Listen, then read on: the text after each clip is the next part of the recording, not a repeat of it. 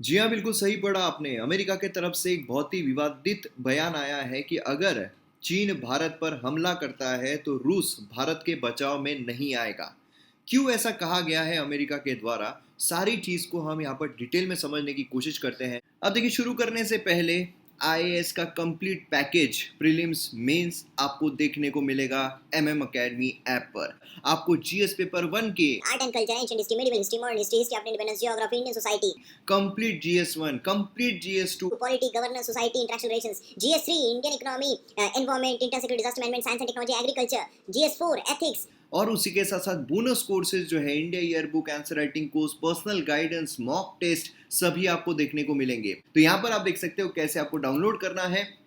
जब आप डाउनलोड करोगे तो आपको साइन अप करना होगा।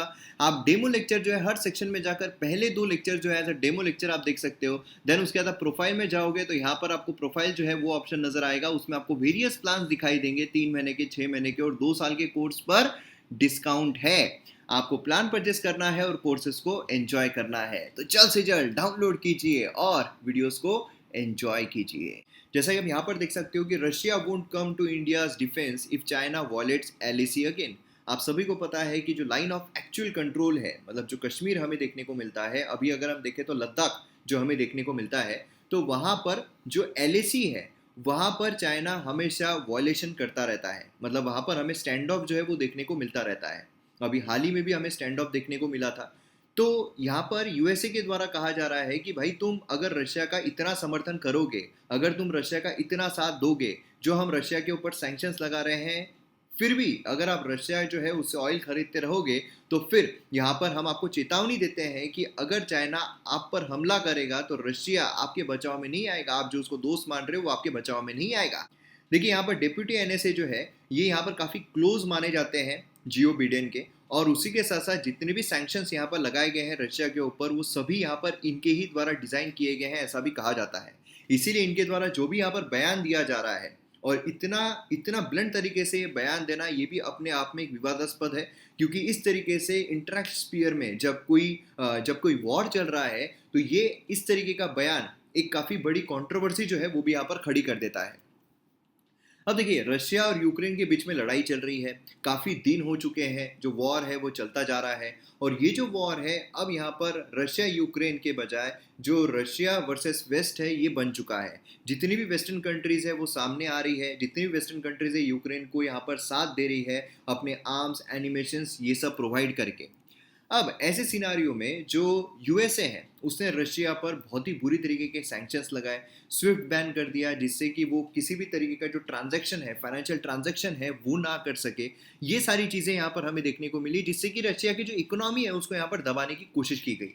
और इसका असर जो है वो भी हमें देखने को मिला कि रशिया का जो रूबल है उसकी वैल्यू सीधी गिर गई। उसी के साथ साथ जो रशिया की इकोनॉमी है वो भी बहुत बुरी तरीके से गिर गई। और इसीलिए अब रशिया चाह रहा है कि उसकी जो इकोनॉमी है वो यहाँ पर फिर से रिवाइव करे। फिर से रिवाइव करने के लिए जो ऑयल है वो उसे बेचना ज़रूरी है, लेकिन बेचेगा कैसे? सब कुछ यहाँ पर सैंक्शन लगाए गए हैं कि भाई आप डॉलर्स में ट्रांजैक्शन नहीं कर सकते हो, आप स्विफ्ट के जरिए मतलब बैंकिंग ट्रांजैक्शन जो है वो भी नहीं कर सकते हो। तो ऐसे सिनारियों में रशिया किसी को भी ऑयल बेचेगा तो बेचेगा कैसे? और इसीलिए यहाँ पर रशिया जो है उसको भारत की, अपने ऑल वेदर फ्रेंड की याद आती है। और वो बोलता है कि रशिया, इंडिया, तुम हमसे ऑयल खरीदो, हम तुमको डिस्काउंट में देगा। तो यहाँ पर इंडिया जो है, जो खुद यहाँ पर क्रूड ऑयल के प्राइजेज जो इतने बढ़ रहे हैं उसे जूझ रहा है। आप देख सकते हो किस तरीके से क्रूड ऑयल के प्राइजेज जो है वो इंक्रीज हो रहे हैं, दिन पे दिन कंटिन्यूसली इंक्रीज होते हुए हमें देखने को मिल रहे हैं। और इसकी वजह से जो पेट्रोल है, जो डीजल है, उसके दाम बढ़ रहे हैं। उसकी वजह से जो इन्फ्लेशन है वो काफ़ी ज़्यादा बढ़ रहा है। जो अलग अलग चीज़ें हैं उसके दाम यहाँ पर कंटिन्यूसली बढ़ते जा रहे हैं। और इसी के चलते अब भारत भी यहाँ पर जो ऑयल है अगर उसे डिस्काउंटेड रेट में मिल रहा है तो वो क्यों ना परचेस करे। और इसी यहाँ पर भारत जो है वो भी राजी हो जाता है कि चलो यार ठीक है, हम यहाँ पर आपसे ऑयल जो है वो परचेस कर लेते हैं। लेकिन अब सवाल आता है कि पेमेंट जो है वो कैसे करेंगे, क्योंकि डॉलर जो है उसमें पेमेंट किया नहीं जा सकता है। उसी के साथ साथ हम आपको अगर ऑनलाइन यहाँ पर पेमेंट करना चाहे तो ऑनलाइन भी पेमेंट नहीं किया जा सकता है। काफ़ी सारी चीज़ों की जो पेमेंट है वो रुकी हुई है। और इसीलिए हाल ही में रशिया के द्वारा ये भी कहा गया था कि भाई आपको काफ़ी सारा पैसा जो है, मतलब हज़ारों करोड़ रुपए जो है वो आपको देने हैं। तो यहाँ पर उन्होंने रिक्वेस्ट की इंडिया से कि आप पेमेंट जो है वो कर दो। अब इंडिया का ये बोला भाई पेमेंट करेंगे तो करेंगे कैसे, है ना? ये तो समस्या यहाँ पर है ही ना। तो लेकिन यहाँ पर रशिया जो है उनके द्वारा यहाँ पर ऑफर किया गया स्विफ्ट का अल्टरनेटिव कि भाई आप स्विफ्ट के जरिए पेमेंट जो है वो नहीं कर पा रहे हो ना, तो हम आपको यहाँ पर एक अल्टरनेटिव देते हैं जहाँ पर आप रूबल पेमेंट जो है वो कर सकते हो। कैसे पेमेंट कर सकते हो? तो यहाँ पर आपको करना कुछ भी नहीं है, जो रूपी रूबल डिनोमिनेटेड पेमेंट्स है वो आपको रशिया के मैसेजिंग सिस्टम SPFS के जरिए करना है। इसके जरिए आप आसानी से जो पेमेंट है वो कर सकते हो, क्योंकि इंटरनेट तो खत्म नहीं हुआ है ना। यहाँ पर बेसिकली जो बैंक टू बैंक ट्रांजैक्शन है ये यहाँ पर बंद कर दिए गए हैं, क्योंकि स्विफ्ट यहाँ पर क्या करता है, जो सर्विस है अपनी प्रोवाइड करता है कि अगर किसी को international bank to bank transfer करना है तो उसमें स्विफ्ट हेल्प करता है, इसलिए हमें स्विफ्ट नंबर लगता है। लेकिन यहाँ पर जो स्विफ्ट है वो काम नहीं करेगा, तो इसलिए ऐसी सिचुएशन में क्या होगा, तो रूपी रूबल डिनोमिनेटेड पेमेंट जो है वो यहाँ पर रशिया के मैसेजिंग सिस्टम SPFS इसके जरिए हम जो है वो पेमेंट कर सकते हैं, ऐसा रशिया के द्वारा कहा गया। नाउ अब यहाँ पर रशियन फॉरेन मिनिस्टर जो है वो भी इंडिया में अराइव होते हैं, जो यहाँ पर यूक्रेन वॉर चल रहा है उसके संदर्भ में यहाँ पर थोड़ी बातचीत जो है वो करने की कोशिश करते हैं। और यूएसए को पहले से ही पता है कि भाई इंडिया जो है वो थोड़ा रशिया की तरफ झुका हुआ है। क्यों? क्योंकि कई बार इंडिया ने एब्सटेंड कर दिया है वोटिंग से। जब भी यहाँ पर वोटिंग हुई है रशिया के अगेंस्ट में तो इंडिया ने एब्सटेंड कर दिया है।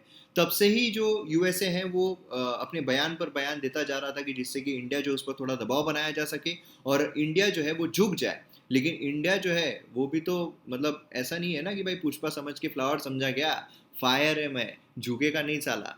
तो इसीलिए इसी की तारीफ जो है वो इमरान खान के द्वारा भी की गई थी अभी हाल ही में, जो पाकिस्तान के प्रधानमंत्री है, कि इंडिया काफ़ी इंडिपेंडेंट फॉरेन पॉलिसी जो है वो अपनाता है। मतलब क्वाड का मेंबर है जहाँ पर यूएसए जो है वो इसका अलाय है, लेकिन उसके बावजूद जो रशिया है उससे ऑयल जो है वो भी परचेस कर रहा है। तो इस तरीके की चीज़ें हमें देखने को मिलती है। तो इससे इंटरनेशनल स्फीयर में हमारी इंडिपेंडेंट फॉरेन पॉलिसी जो है वो यहाँ पर स्प्रेड हो रही है। तो यहाँ पर जब ऑफिशियल विजिट होती है तो और ज़्यादा अंगार यहाँ पर यूएसए को लग जाती है, और इसी वजह से हमें देखने को मिलता है कि यहाँ पर यूएसए जो है उसके द्वारा इस तरीके का बयान जो है वो दिया जा रहा है कि भाई अब मतलब पहले ऐसा था कि पहले सैंक्शन लगाने की बात कर दो, पहले फाइनेंशियल लॉस की बात कर दो, पहले इंडिया को फाइनेंशियल ट्रैप में फंसाने की कोशिश करो। लेकिन उन्होंने देख लिया कि यार इंडिया जो है तो फाइनेंशियल ट्रैप में फंस नहीं रहा है, तो अब क्या करें, अब यहाँ पर इंडिया को जो सिक्योरिटी ट्रैप है उसमें फंसा दो। इंडिया को बोलो कि भाई चाइना ने अगर तुम पर अटैक कर दिया तो रशिया तुम्हारी हेल्प करने के लिए नहीं आने वाला है। इनडायरेक्टली यूएसए जो उसका ये बोलना है कि भाई हम तुम्हारी मदद हम करेंगे और हम तुम्हारी मदद के लिए आएंगे, इसलिए हमारे साथ तुम अच्छे से रहो, हमारे साथ तुम खेटे मत लो, हमारे साथ तुम धोखा मत करो। लेकिन एक चीज जो है वो सीधी सीधी दिख रही है कि यहाँ पर अगर इतना ही यूएसए जो है वो हेल्प करता तो जो यूक्रेन में इतनी बुरी तरीके से हमले हो रहे हैं तो फिर उसको सीधा वो हेल्प क्यों नहीं कर रहा है? यहाँ तो बड़ी नाटो नाटो के दुहारे लगा रहा है ना। दूसरी चीज ये कि यहाँ पर हमें वैसे भी जो मिलिट्री पर्सपेक्टिव से कोई यहाँ पर बेनिफिट मिलेगा भी नहीं। यहाँ पर रशिया का भी साथ नहीं चाहिए, हमें यूएसए का भी साथ नहीं चाहिए अगर चाइना जो है वो अटैक करता भी है तो, क्योंकि यहाँ पर स्टैंड ऑफ जो है वो हमेशा लग जाता है। और चाइना भी अगर आप देखोगे तो अभी लेटली वो हांगकांग पर ज़्यादा ये करेगा, ताइवान पर ज़्यादा फोकस करेगा रेदर देन कि वो इंडिया जो है उसकी ज़मीन हड़पने की कोशिश करे। तो यहाँ पर स्टैंड ऑफ जो है वो हमें देखने को मिलता है। लेकिन ज़्यादा इस तरीके का जिस तरीके रशिया ने यूक्रेन पर हमला किया उस तरीके का हमला हुआ ऐसे हमें लेटली यहाँ पर कोई भी जो सिनारियो है वो देखने को मिल नहीं रहा है। इसलिए हमें सिक्योरिटी पर्सपेक्टिव से घबराने की ज़रूरत भी नहीं है, और उसी के साथ साथ हमारे पास इतने वेपन्स हैं कि हम यहाँ पर जो चाइना है उससे भी लड़ सकते हैं। अब सवाल ये आता है कि फिर अब यहाँ पर ये जो बयान है इसको किस तरीके से हम ले सकते हैं। देखिए रशिया जो है क्या हमें उसका साथ नहीं देना चाहिए? रशिया से हम काफ़ी सारे डिफेंस इक्विपमेंट जो है वो खरीदते हैं, हम ऑयल जो है वो परचेस कर रहे हैं। मतलब इन शॉर्ट हम ये बोल सकते हैं कि यहाँ पर रशिया पर हम ज़्यादा डिपेंडेंट है as compared to western countries. हाँ, वेस्टर्न कंट्रीज़ के साथ भी हमारा ट्रेड बहुत अच्छा है, यूएसए के साथ भी अगर हम देखें तो हमारा ट्रेड बहुत अच्छा है, हमारा सरप्लस चल रहा है। लेकिन स्टिल यहाँ पर अगर हम सिक्योरिटी पर्सपेक्टिव से देखते हैं तो जो यूएसए है वो तो पाकिस्तान को इतने वेपनाइजेशन प्रोवाइड कर रहा है, इतने वेपन्स प्रोवाइड कर रहा है, तो फिर वो क्यों कर रहा है?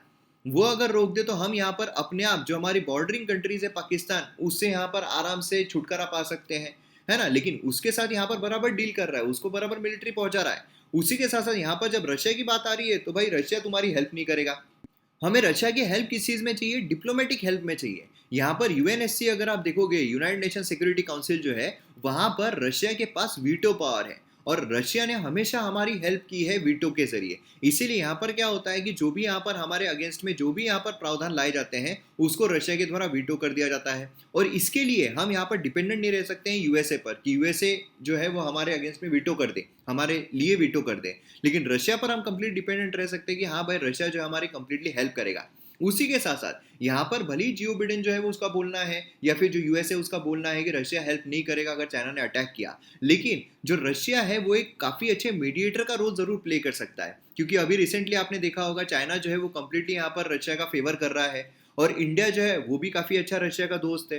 तो ऐसे सिनारियो में अगर इन दोनों में लड़ाई होती है या कुछ स्टैंड ऑफ होता है तो उसमें रशिया जो है काफी अच्छे एक मीडिएटर का रोल जरूर प्ले कर सकता है। तो यहाँ पर हमें यूएसए के बजाय जो रशिया है उसकी ज्यादा हेल्प मिलेगी। और दूसरी बात यह है कि यहाँ पर जो जियो बिडेन बोल रहे हैं कि भाई चाइना ने अगर अटैक कर दिया, चाइना ने अटैक कर दिया, लेकिन यहाँ पर यूएसए और चाइना की बिल्कुल नहीं पटती है।